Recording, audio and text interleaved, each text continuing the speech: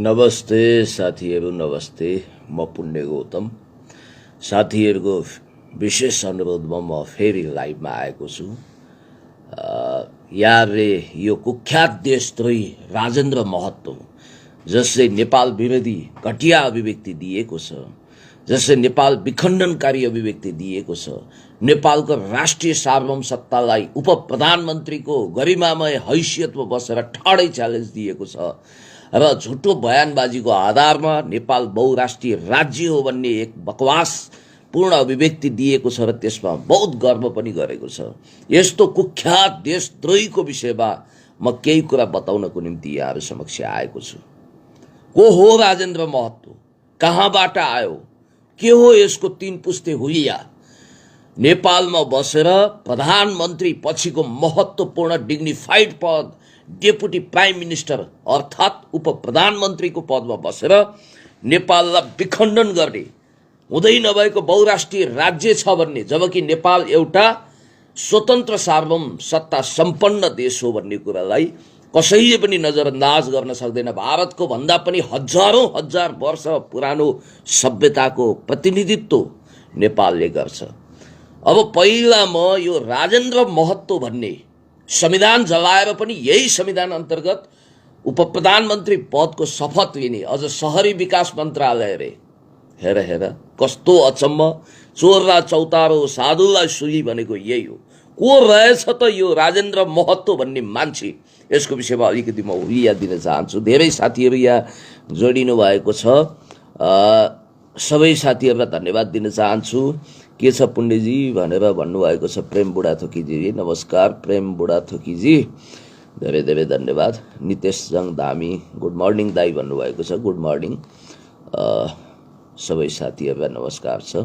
आवाज बुलन्द गर्नुहोस् दाई भन्नुभएको छ साथीहरूले, ल धन्यवाद। अब यसको असली हुलिया के रहेछ यो राजेन्द्र महतोको भने म पहिला त धन्यवाद दिन चाहन्छु सम्माननीय पूर्व प्रधानमन्त्री कमरेड माधव कुमार नेपाल लगायत नेकपा एमालेका 13 जना स्थायी समिति सदस्यहरूले राजेन्द्र महतोको विखण्डनकारी अभिव्यक्ति बापत उनलाई माफी माग्न लगाउनुपर्छ र सरकारले यसको जिम्मेवारी दिनुपर्छ भनेर भनिसक्नु भएको छ। अब यसको नाम रहेछ, यसको कुख्यात नाम राजेन्द्र महतो। जन्मेको देश भारत, राज्य बिहार, जिल्ला सीतामढी, गाउँ कोहरिया गाउँमा जन्मिएको रहेछ। बिहारमा जन्मेर महान देश नेपालको उप प्रधानमन्त्रीको शपथ लिनासाथ नेपाल विरोधी विखण्डनकारी झुसिलो भाषण दिने देशद्रोही राजेन्द्र महतोको असली हुलिया चाहिँ साथीहरू यस्तो रहेछ। नागरिकताको नाउँ रहेछ यिनको राजेन्द्र सुडी महतो। राजेन्द्र महतो र उनको बुवासँग पञ्चायत कालमा मोटो रकम असुलेर पैसाको प्रलोभनमा नेपाली नागरिकताको सिफारिस दिने भनेको चाहिँ तत्कालीन राजाका प्यारा सर्लाही जिल्लाको तत्कालीन जिल्ला पञ्चायत सभापति अमरबहादुर थापा। याद गर्नुहोला, पञ्चायत कालमा राजाको शासनको जगजगीको बेलामा राजेन्द्र महतो र निजका बुवासँग मोटो रकम असुली गरेर तत्कालीन जिल्ला पञ्चायत सभापतिले एउटा राष्ट्रघाती प्रकारको सिफारिस गरेका छन्, जस अन्तर्गत राजेन्द्र महतोले अङ्गीकृत नागरिकता प्राप्त गरेको देखिन्छ। र त्यसपछि राजेन्द्र महतोको बुवाले त्योभन्दा 4 वर्ष पछाडि अब पिताको भन्दा पुत्रले छिटो नागरिकता प्राप्त गर्ने भन्ने बित्तिकै यो त 8औं आश्चर्य भयो। त्यस कारणले गर्दा यसरी उनले नागरिकता प्राप्त गरेका रहेछन्। अनि यिनको जन्मस्थान मैले भनिहालेँ, यो राजेन्द्र महतो कोहरिया गाउँमा जन्मिएको, सीतामढी जिल्ला बिहार हो त्यो प्रदेश। अनि त्यो प्रदेश अन्तर्गतको कोहरिया गाउँ भनेको चाहिँ नेपालको सिमानाबाट जम्मा 15 किलोमिटर टाढा छ। यिनको बुवाको नाम चाहिँ खोबारी सुडी महतो, राजेन्द्र महतोको बाउको नाम। र राजेन्द्र महतोको बाउ र राजेन्द्र महतो 2020 सालमा व्यापार गर्न भनेर नेपाल आएका रहेछन् र सर्लाही जिल्लाको बैलबासमा यिनले चामलको व्यापार गरेर बसेको भन्ने बुझिन्छ। र राजेन्द्र महतो कुनै समय एयरपोर्टमा लोडरको ड्राइभर पनि थिए भन्ने कुरो प्रष्ट भएको छ। र राजेन्द्र महतोको श्रीमतीको नाम सयल कुमारी देवी हो र निजको जन्म, उनको श्रीमतीको जन्म चाहिँ भारतको मरिया गाउँमा भएको जुन कोहरिया गाउँको छिमेकी गाउँ हो भनेपछि तपाईँहरू स्पष्ट हुनुहोस्। र साथीहरू, एउटा कुरा म यहाँहरूलाई निवेदन गर्न चाहन्छु, विक्रम सम्वत 2068 सालमा त्यहाँ राजेन्द्र महतोको नागरिकता नक्कली हो र उनी नेपाली नागरिक होइनन्, यस विषयमा छानबिन गरी पाऊँ भनेर अख्तियारमा रिपोर्ट पर्यो, उजुरी पर्यो। तर त्यतिखेर याद गर्नुहोला, गृह मन्त्रालयले जिल्ला प्रशासन कार्यालय सर्लाहीलाई उनको नागरिकताको कागजपत्र र विवरण माग गर्दाखेरि नागरिकता सम्बन्धी कुनै पनि कागजात फेला परेन भनेर सर्लाही जिल्लाले रिपोर्ट गर्यो। यसको मतलब के हो भने, याद गर्नुहोला, मलङ्गवामा जुन हमला भएको थियो, जसरी जलाएर रहस्यमय तरिकाले जिल्ला प्रशासन कार्यालयलाई खरानी बनाइएको थियो, हो त्यही उनको झुटो विवरण सहितको नागरिकताको विवरण थियो। र त्यो विवरण नष्ट गर्नको निम्ति राजेन्द्र महतोले षड्यन्त्र गरेर त्यो जिल्ला प्रशासन कार्यालय जलाएको भन्ने कुरोमा कसैको पनि दुई मत छैन। त्यस कारणले गर्दाखेरि यस्तो षड्यन्त्रकारी, यस्तो देशद्रोही गोमन साँपलाई पालेर हामी बसेका छौँ र यही देशले उनलाई सबै दियो, पद दियो, शोहरत दियो, दौलत दियो, नाम दियो, मान दियो, सम्मान दियो र उप प्रधानमन्त्रीसम्म बनायो। प्रधानमन्त्री पछिको महत्त्वपूर्ण पोर्टफोलियो पनि दिनु हाम्रो दुर्भाग्य हो। र आज उनी जुन देशले यत्रो हैसियत इज्जत दिएको छ, त्यो देशलाई छिया छिया बनाउनको निम्ति, विखण्डन गर्नको निम्ति हामी अब मुक्ति सङ्ग्राम सुरु गर्छौँ, आन्दोलन गर्छौँ भनिरहेका छौँ र यिनले संविधान पनि जलाएका छन्। र याद गर्नुहोला कि त्यतिखेरको कुरा म तपाईँलाई गर्दैछु। 2068 सालमा विवरण मागिसकेपछि उनी त्यतिखेर उद्योग तथा वाणिज्य आपूर्ति मन्त्री थिए र उनी उद्योग वाणिज्य तथा आपूर्ति मन्त्री भएको बेला बहालवाला मन्त्रीलाई छानबिन गर्न मिल्दैन भनेर त्यतिखेर उनलाई सफाई दिइएको थियो। म भन्न चाहन्छु, किन मिल्दैन? बहालवाला मन्त्रीको हैसियतमा रहेका जेपी गुप्तालाई, जयप्रकाश गुप्तालाई त्यतिखेर यहाँहरूलाई थाहा छ, सुशीला कार्कीज्यू प्रधान न्यायाधीश हुनुहुन्थ्यो, भ्रष्टाचारको अभियोग लगाएर सिधै मन्त्री पदबाट सस्पेन्ड गरेर मन्त्रीकै गाडीमा समाएर अनि त्यसपछि अख्तियारको हिरासतमा लगेको इतिहास हामीलाई थाहा छ। त्यस कारणले गर्दाखेरि यहाँहरूलाई म भन्न चाहन्छु, यो बिहारी जो मेड इन इन्डिया छविको छ, उसले भारतको लागि सबै काम गरिरहेको छ। एक हिसाबले भन्नुपर्दा नेपालका सबै सूचनाहरू जासुसी संयन्त्र फिट गरेर भारतलाई बुझाए जस्तो बुझिन्छ। र यस्तो कुख्यात देशद्रोही जो नेपाल विरोधी अभिव्यक्तितिर खप्पिस छ, उसैले फेरि बेला बेलामा म देशप्रति वफादार छु भनेर झुटो बयानबाजी पनि गरेको छ। देश त देश, कुन देश? भारत। उसको वफादारिता, उसको लोयल्टी सबै उतातिर छ। र यो पहिला जसपा नाममा गठन भएको यो पार्टी, राजपा नाममा गठन भएको यो पार्टी भाजपा जस्तै सुनिन्थ्यो। पछि उपेन्द्र यादवहरूले एकता गर्ने बेलामा हुँदैन, यो खालको नाम हामीलाई किमार्थ सही छैन, बरु जनता समाजवादी पार्टी बनाउँ भनेर जोड गर्नुभयो। किनभने उपेन्द्र यादव भनेको त पुष्पलाल स्कुलिङबाट ग्रुम गरेको, कम्पेरेटिभली देशभक्तिपूर्ण स्कुलिङ पाएको एकजना पूर्व कम्युनिस्ट नेता हुनुहुन्थ्यो। त्यस कारणले गर्दाखेरि उहाँले राजेन्द्र महतोसँग त्यो कुरामा सहमति गर्न सक्नु भएन। तपाईँले देखिहाल्नुभयो, हाँसको थान र बकुल्लाको थान छुट्टा छुट्टै भएको छ। र याद गर्नुहोला, अहिले उपेन्द्र यादव, यो राजेन्द्र महतो र दुई बिहारी, एकजना महन्त ठाकुर, एकजना राजेन्द्र महतो, यो दुई बिहारीले सञ्चालन गरेको कोटरी रूपी यो भारतीय लाहाछाप लागेको पार्टीबाट अलग थलग हुनुभएको छ। यो राम्रो कुरा हो, उहाँहरूले कारवाही पनि गर्नुभएको छ। किनभने उपेन्द्रलाई उनीहरूले चाइनासँग जोडिएको नेपालीपन भएको नेताकर्मा घृणा गर्ने गर्छन्। खबरदार, अब बिहारीहरू जो हिजो भिखमङ्गा भएर नेपाल छिरेका थिए, उनीहरू करोड अरबपति भएका छन् र नेपालको सत्तामा आसन जमाइसकेका छन्। अब मात्र उनीहरू नेपालको प्रधानमन्त्री हुन बाँकी छ र नागरिकता कालो अध्यादेश पनि यिनीहरूले पास गर्न दबाब दिएर पास गराइसकेका छन्। त्यस कारणले गर्दाखेरि राजेन्द्र महतो एन्ड कम्पनी, त्यहाँ महन्त ठाकुर पनि जोडिन्छन्। नेपाल बहुराष्ट्रिय राज्य हो, बहुराष्ट्रिय भनेको छन् यिनले, तर त्यो भनेको बहुराष्ट्रिय राज्य नै हो। कसरी हो नेपाल बहुराष्ट्रिय राज्य? के छ त्यसको व्याख्या, के छ त्यसको विश्लेषण पाउँदै यिनले यस्तो खालको घातक अभिव्यक्ति दिएका छन्। मुक्ति सङ्ग्राम गर्छौँ भनेका छन्। सरकारमा जानेहरूको बोली जिम्मेवार हुनुपर्छ, त्यो जिम्मेवार त भएन। यस्ता कुख्यात राजेन्द्र महतो जस्ता अपराधी देशद्रोहीहरूलाई तुरुन्तै मन्त्री परिषदबाट बर्खास्त गर्नुपर्छ र हामी ओपन च्यालेन्ज गर्न चाहन्छौँ राजेन्द्र महतो, तपाईँ नेपालको नागरिक भएको यति लेस पनि प्रमाण पेश गर्न सक्नुहुन्छ? सक्नुहुन्न, किनभने तपाईँ नक्कली नागरिक हो, तपाईँ आयातित हो, तपाईँ नेपाल विरोधी हो, तपाईँ नेपाल विखण्डन गर्नको लागि हरेक अभिव्यक्ति दिइरहनु भएको छ। तपाईँको उद्देश्य लक्ष्य भनेको नेपाललाई अङ्गभङ्ग गर्ने हो। खबरदार, हामी त्यसो हुन दिँदैनौँ। हामी तपाईँलाई, नेपाली जनताहरू सजग छन्, सतर्क छन्। परि आयो भने तपाईँलाई सिंहदरबारबाट कठालो समातेर सडकमा पछार्न पनि सक्छौँ। हामीमा त्यति हिम्मत र दम छ, तागत छ, किनभने नेपाल महान आमालाई अपमान गर्ने हर कसैलाई हामी समाप्त पार्छौँ। र हामी यति कुरा भन्न चाहन्छौँ कि शिरमा कफन बाँधेका देशभक्तहरू झुक्ने र चुक्ने काम गर्दैनन्। यो अति भयो, अतिसार भयो प्रधानमन्त्रीज्यू। अनि तपाईँ त राष्ट्रवादी कुरा गरेर कहिल्यै थाक्नुहुन्न थियो। यो के गरिरहनु भएको छ? एकपछि अर्को श्रृङ्खलाबद्ध रूपमा राष्ट्रघातको काम गरिरहनु भएको छ। आजकल सम्माननीय भन्दै लाज लाग्यो। पहिलो कुरो म तपाईँलाई भन्न चाहन्छु कि यो जुन ढङ्गले कुख्यात नागरिकता अध्यादेश संसदलाई छलेर देशको फिजीकरण हुँदै सिक्किमीकरण गर्ने एउटा खतरनाक ग्रान्ड डिजाइन अन्तर्गत यो कुख्यात नागरिकता अध्यादेश पास गरिएको छ। र यो अध्यादेशलाई हामी अनुरोध गर्न चाहन्छौँ सर्वोच्च अदालतले तुरुन्तै यसलाई खारेज गरोस् अथवा त्यो कार्यान्वयन हुनबाट रोक लगाओस्, स्टे अर्डर जारी गरोस्। हामी भन्न चाहन्छौँ देश सङ्कटमा परिसक्यो साथीहरू।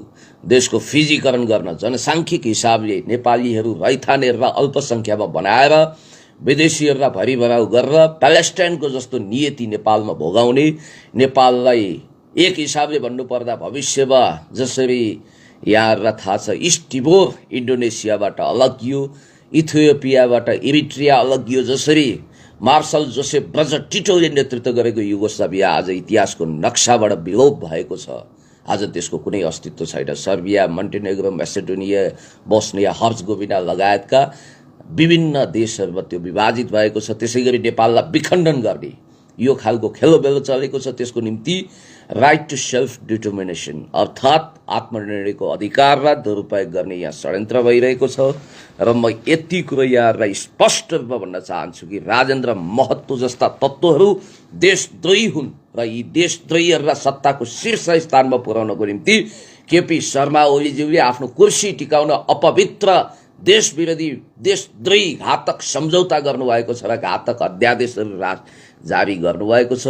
जननेता गभर्नमेन्ट मदन भण्डारी जसले आफ्नो जीवन नै राष्ट्रवादी आन्दोलनमा समर्पित गर्नुभएको थियो, उहाँको विधवा पत्नी भन्न नसुहाउने गरी राष्ट्रपति महोदयले नागरिकता अध्यादेशमा टाँचा लगाउनु भएको छ। यो नागरिकता अध्यादेश खारेज नगरी हुँदैन। 40औं लाख 50औं लाख विदेशी ज्वाइँ र भान्जा भान्जीलाई भित्राउने विदेशी नागरिकलाई जन्मसिद्धको आधारमा वंशजको नागरिकता दिलाउने जुन खालको षड्यन्त्र छ, यसले नेपाल सङ्कटमा पर्यो। त्यसकारण त्यसलाई खारेज गर्नुपर्छ भन्ने हाम्रो मान्यता हो र त्यसको लागि हामी जुनसुकै आन्दोलनको आदि तुफान उठाउनु पनि तयार छौँ।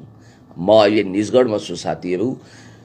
यो तराई क्षेत्रको मरुभूमिकरण गर्न, चुरेको दोहन गर्न अनि व्यापार घाटा कम गर्ने बहानामा गिटी ढुङ्गाहरू सबै बालुवाहरू भारत निर्यात गर्न क्रसर उद्योगलाई अनाधिकृत रूपमा फस्टाउने मौका दिन यो सब जुन खालको बजेटमा प्रपञ्च गरिएको छ त्यो झेली खेल खारेज गर्नुपर्छ। र आज तपाईँ यो तराई क्षेत्रको खोलाहरूमा हेर्नुहोस्, यही बकैया खोला हाम्रो कति पवित्र बकैया खोला आज पानीको स्रोत सुक्खा भएको छ, सुकेको छ। खोलाको सतह गहिरिँदै गएको छ, बाढी पहिरो व्यापक रूपमा आउँछ। यस्तो अवस्था आइसकेको छ र यो देशको मरुभूमिकरण गर्न, भारतीय सहरहरू निर्माण गर्नको लागि उता प्रतिबन्ध छ। गिटी ढुङ्गा रोडाहरू बालुवा निकाल्न उता प्रतिबन्ध छ, खानीजन्य पदार्थ निकाल्न प्रतिबन्ध छ। तर यही नेपालको सबै यो गिटी ढुङ्गाहरू उता सप्लाई गरेर अनि पैसा कमाउने, देशलाई बर्बाद बनाउने, आधीभन्दा बढी जनसङ्ख्या ओगटेको विशाल भूगोललाई मरुभूमिकरण गरेर यो देशको अस्तित्व नै समाप्त गर्ने जुन षड्यन्त्र भएको छ, यसले किस्तामा गरेर नेपाललाई समाप्त गर्दैछ। खबरदार, यसो गर्न पाइँदैन। हामी हाम्रो महान देशलाई बचाउँछौँ, जोगाउँछौँ। हामीलाई सरकार मतलब छैन, हुन त हाम्रो पार्टी नेकपा एमालेको अध्यक्ष हुनुहुन्छ, तर यो बेवकुफी काम, इतिहासले कहिल्यै माफ नदिने काम उहाँले गरिरहनु भएको छ। र अहिले तपाईँलाई अर्को कुरा पनि भनौँ, साल ट्रेडिङले आपत्ति जनाइसकेको छ। नुन उत्पादन क्षेत्रमा प्रतिस्पर्धाको आधारमा निजी क्षेत्रलाई ग्राह्यता दिने भनेर बजेटमा उल्लेख गरिएको रहेछ। साथीहरू याद गर्नुहोला, नुन जस्तो संवेदनशील चिज हुन त चिनीलाई निजी क्षेत्रको हातमा दिँदाखेरि अहिले कत्रो वितण्डा मचिएको छ। सरकारबाट निजी क्षेत्रले जब त्यो अधिकार लियो त्यसपछि चिनीको कारण नेपालमा के भइरहेको छ, कति महँगो भएको छ चिनी, यसको विषयमा मैले तपाईँलाई भनिरहनु पर्दैन। अब यो मोती दुगड भन्ने एकजना मान्छे रहेछन्, यी दलाल पुँजीवादी रहेछन्, यी राज्य मन्त्री पनि भएका थिए। अब यिनले चन्दा दिने, पार्टी कार्यालय खोलिदिने, प्रधानमन्त्रीज्यू र इर्दगिर्दका मान्छेलाई पोस्ने काम गर्दा रहेछन्। र यिनलाई खुसी बनाउन, यिनको कम्पनीलाई खुसी बनाएर अरबौं रुपियाँ लुटाउनको निम्ति नेपाली जनताको स्वास्थ्यमाथि खेलवाड गर्दै अहिले नुनको जिम्मेवारी चाहिँ निजी क्षेत्रलाई दिने भनेर एउटा घातक निर्णय गरिएको रहेछ बजेटमा। यस्ता सानातिना कुरा जो हामी याद गर्दैनौँ तर देशलाई बर्बाद बनाइरहेको हुन्छ। याद गर्नुहोला, South Asian association for regional cooperation अर्थात् सार्क क्षेत्रमा उत्कृष्ट नुन नेपालमा उत्पादन हुन्छ। यहाँको नुन आयोडिन युक्त हुन्छ। त्यति गर्दा पनि 1 लाख मध्ये 4-5 जनालाई गलागाडको समस्या अहिले पनि देखा परेको छ, जबकि 95% मात्राको हिसाबले, गुणको हिसाबले यो नुन उत्कृष्ट छ। साल ट्रेडिङले वितरण गरेको भोलि निजी क्षेत्रको हातमा गयो भने लाखौं लाख मानिस गलागाडले प्रभावित हुनेछन्, किनभने त्यसमा कुनै गुणस्तर हुने छैन। र गुणस्तरहीन नुनको कारण, त्यो खाएको कारण आयोडिनको कमीले गर्दा भोलि धेरैलाई गलागाड आउनेछ। यो ठुलो षड्यन्त्र हो। स्वास्थ्य क्षेत्रमा यसले गम्भीर खेलवाड गर्ने कुरा निश्चित छ। त्यसकारण निजी क्षेत्रलाई नुनको ठेकदारी दिने कुरो गलत छ। नुन उत्पादनको कुरा, उत्पादन गर्न दिने जुन लाइसेन्स दिने कुरा छ, यो तुरुन्त खारेज गर्नुपर्छ। जनस्वास्थ्यमाथि यति धेरै घातक खेलवाड गर्न पैसाको मामिलामा फसेर पाइँदैन भन्छौँ। र यो गिटी ढुङ्गा जो भारत निर्यात गर्ने प्लान, मास्टर प्लान बनेको छ, यो पनि भारतीय सत्ताधारी वर्ग, बिहारको मुख्यमन्त्री मोदी र त्यहाँका व्यापारी रिजाउन र त्यहाँबाट मोटो कमिसन लिएर नेपाललाई बर्बाद बनाउन खेलिएको खेल हो। र म एकदमै यही कुरो यहाँहरूलाई निवेदन गर्न चाहन्छु। र याद गर्नुहोला साथीहो, अभिमानी छन्, देशभक्त छन्। र मैले यति भनिसकेपछि याद गर्नुहोला, राजेन्द्र महतो जसको विषयमा यो सरकारले मौनता साधिरहेको छ, झारा टार्ने हिसाबले सरकारको इर्दगिर्दमा रहेका विद्यार्थी सङ्गठन, युवा सङ्गठनका साथीहरू बोलिरहनु भएको छ। ठिक छ, धन्यवाद। र हिजो राजेन्द्र महतोको कुख्यात अभिव्यक्ति विरुद्ध आन्दोलनमा उत्रिएका सम्माननीय पूर्व प्रधानमन्त्री कमरेड माधव कुमार नेपालको निकटतम रहेको अनिराज सेवीका साथीहरूलाई गिरफ्तार गरिएको छ।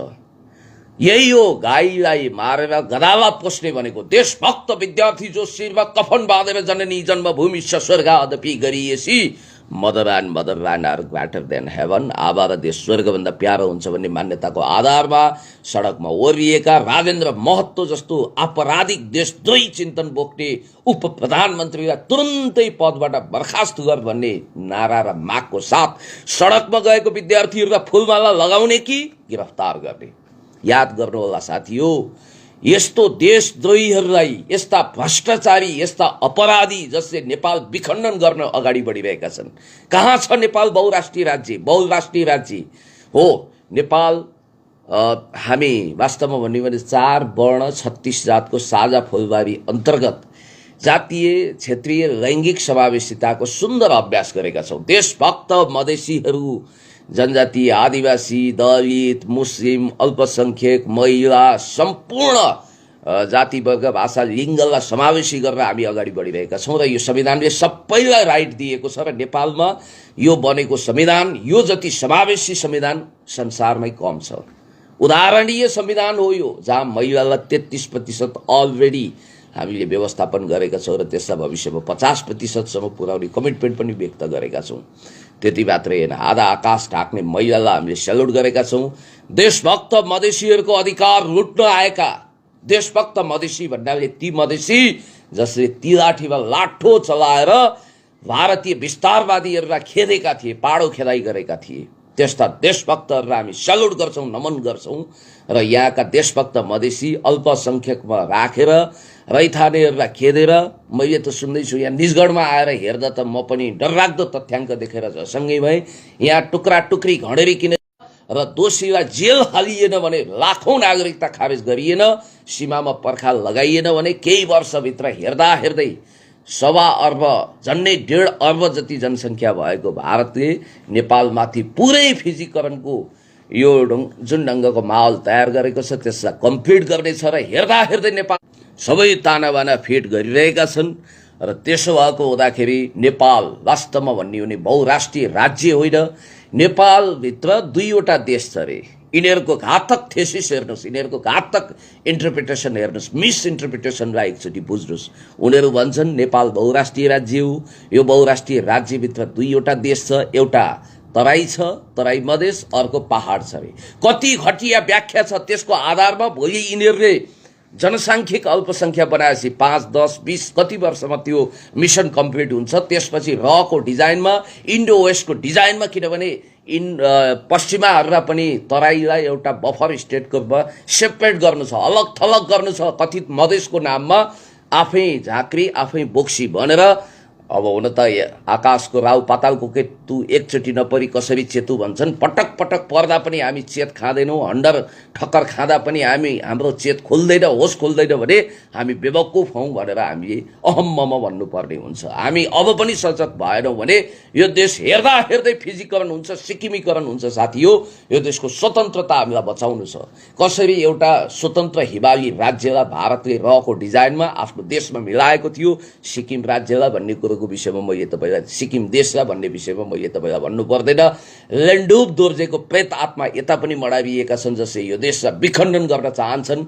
त्यसो त लेन्डुप दोर्जेको इतिहासमा कुनै हैसियत र सम्मान हुँदैन भन्ने कुरोको उदाहरण म तपाईलाई दिन चाहन्छु। इन्दिरा गान्धी जतिखेर प्राइम मिनिस्टर थिइन्, उनलाई भेट्नको निम्ति लेन्डुप दोर्जे गए। जब उनले सिक्किमलाई राज्यको रूपमा भारतमा मिलाए, इन्दिरा गान्धीको सचिवले धेरैचोटि उनलाई अनुरोध गरे, यो लेन्डुप दोर्जे जसले भारतलाई अमूल्य गुण लगाएको छ, यसलाई क्याबिनेट मन्त्री बनाइदिउँ, भेटौँ भन्दा इन्दिरा गान्धीले कुटिल मुस्कान छोड्दै भनेकी थिइन्, a renegade of his motherland should be probable renegade of our country India. अर्थात् एउटा आफ्नो देशको गद्दार, मातृभूमिको गद्दार भोलि हाम्रो सिङ्गो देशको गद्दार हुन सक्छ।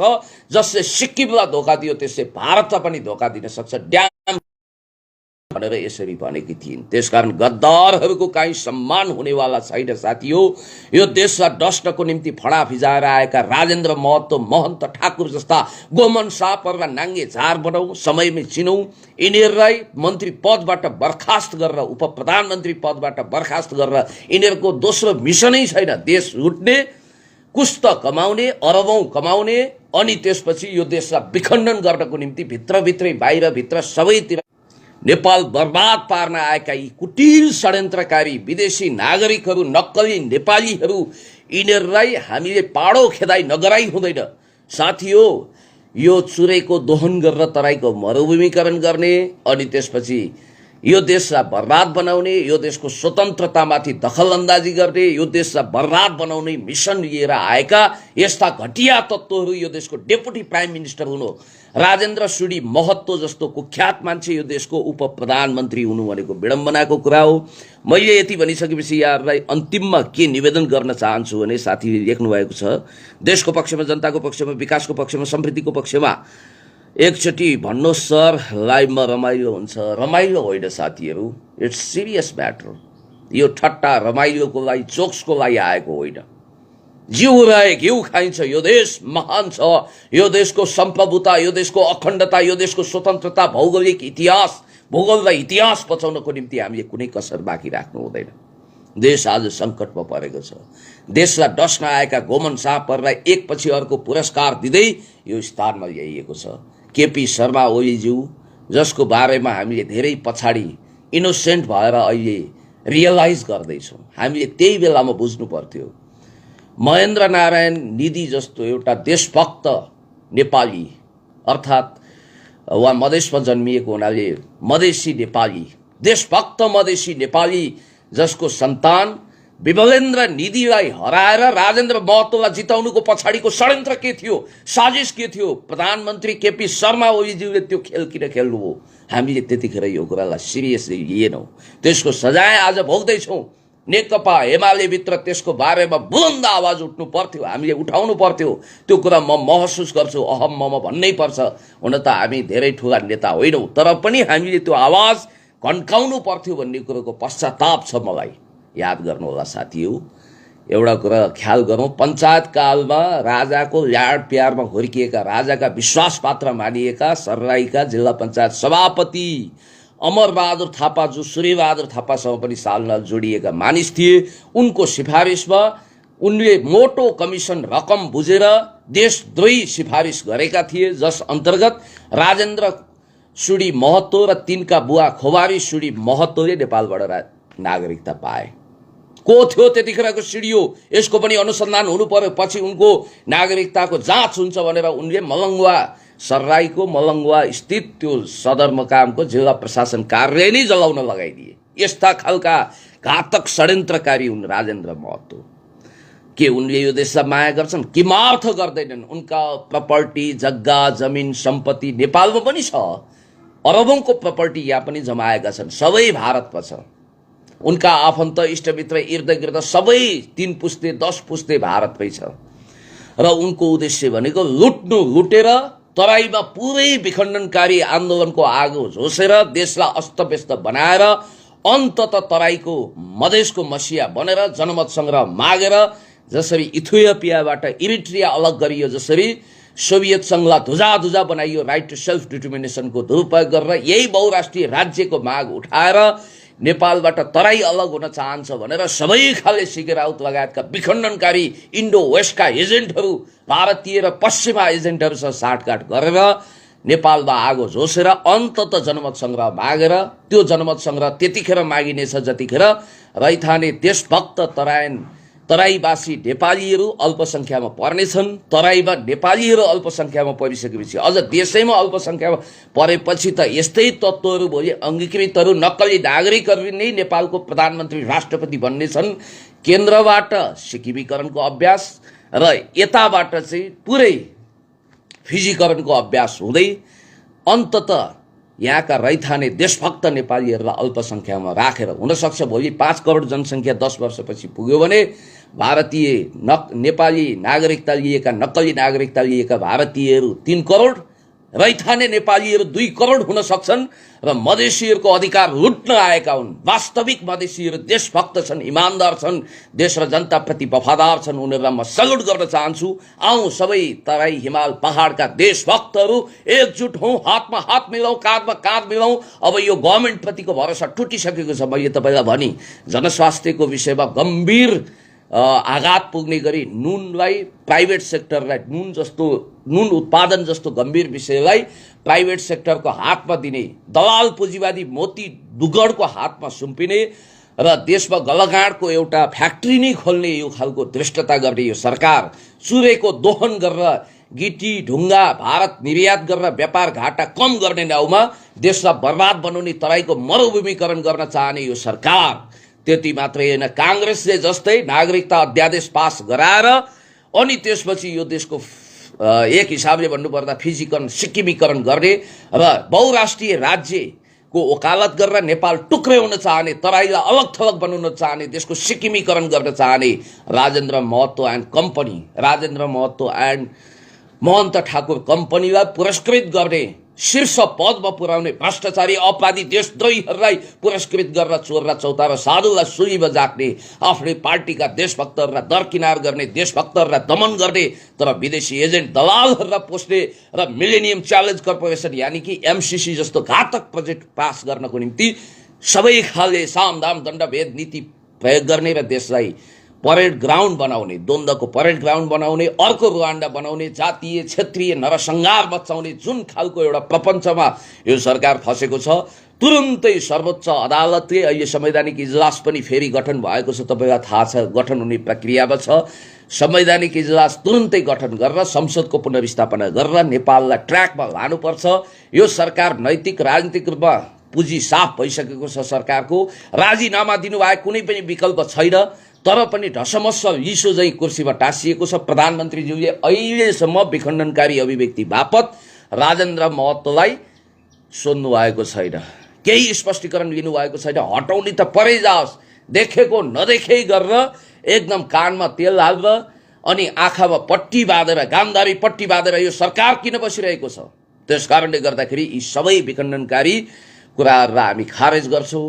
मलाई एउटा कुरा खुसी पनि लाग्यो, उपेन्द्र यादव जसलाई नेपालमा जन्मिएको मधेसी भएको हिसाबले विभेद गरिन्थ्यो, उहाँ एउटा देशलाई माया गर्ने मान्छे हो, पुष्पलाल स्कुलिङबाट आउनुभयो। उहाँले यो गिटी ढुङ्गा भारतमा निर्यात गरेर तराईको मरुभूमिकरण गर्ने निर्णय विरुद्ध अभिव्यक्ति पनि दिनुभएको छ, विज्ञप्ति पनि दिनुभएको छ। उहाँलाई पनि धन्यवाद दिन चाहन्छु। लाइभ हेर्ने सबै साथीहरूलाई धन्यवाद दिँदै आउनु साथीहरू, हातमा हात मिलाउँ, काँधमा काँध मिलाउँ र हामी एक ढिक्का भएर देशद्रोही अपराधीहरूलाई समाप्त पारेर देशभक्तहरूको एउटा बलियो टिम बनाएर, राष्ट्रव्यापी सञ्जाल बनाएर, पार्टीलाई पनि देशभक्तहरूको प्लेटफर्म बनाएर हामी अगाडि बढौँ। यो देशभन्दा ठुलो कुरो केही पनि छैन। नेपाली काङ्ग्रेसले जहिले पनि लोकतन्त्रलाई सर्वोपरि ठान्छ, राजावादीहरूको लागि राजतन्त्र ठुलो। उनीहरू योगी र मोदीको अगाडि पनि झुक्छन्, साकडी गर्छन्, चमर हम्किन्छन्। तर हामी देशभक्त कम्युनिस्टहरूको लागि सबैभन्दा ठुलो कुरो देशपछि मात्रै सिद्धान्त, विचार, नीति, पार्टी, रणनीति, कार्यनीति आउँछ। आउनुहोस्, देशलाई माया गरौँ र यो देशको स्वतन्त्रता र सार्वभौम सत्तालाई अखण्ड र अक्षुण्ण राखौँ, यही भन्न चाहन्छु। धन्यवाद, नमस्कार।